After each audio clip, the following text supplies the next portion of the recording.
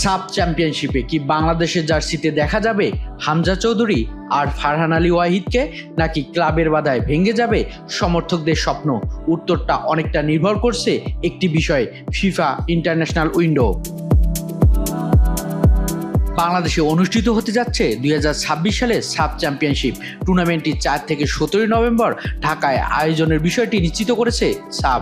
ফিফার আন্তর্জাতিক ম্যাচ উইন্ডোতে জাতীয় দলে ম্যাচ থাকলে ক্লাবগুলোর উপর খেলোয়াড় ছাড়ার বাধ্যবাধকতা থাকে। অর্থাৎ যদি সাফের ম্যাচ সূচি ফিফার উইন্ডোর সঙ্গে সামঞ্জস্যপূর্ণ হয়, তাহলে হামজা চৌধুরী সহ বিদেশ ভিত্তিক ফুটবলারদের বাংলাদেশ দলে পাওয়ার সম্ভাবনা অনেক বেড়ে যায়।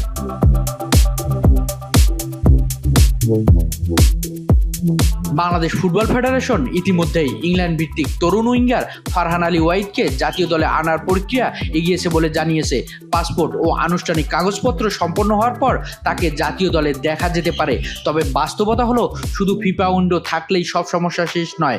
খেলোয়াড়দের চূড়ান্ত ফিটনেস, কোচের পরিকল্পনা, প্রয়োজনীয় কাগজপত্র এবং ক্লাব মৌসুমের সূচিও গুরুত্বপূর্ণ ভূমিকা রাখে।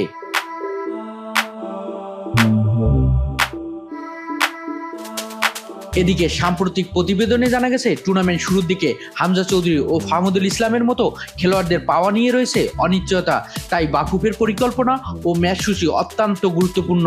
যদি সবকিছু পরিকল্পনা অনুযায়ী এগোয়, তাহলে বাংলাদেশ ফুটবল ইতিহাসে সবচেয়ে শক্তিশালী দলগুলোর একটি নিয়ে সাব চ্যাম্পিয়নশিপের মিশনে নামবে লাল সবুজ বাহিনী। হামজা, ফারহান, শামিসোম সবাই একসঙ্গে মাঠে দেখার অপেক্ষায় কোটি কোটি বাংলাদেশি ফুটবল প্রেমী।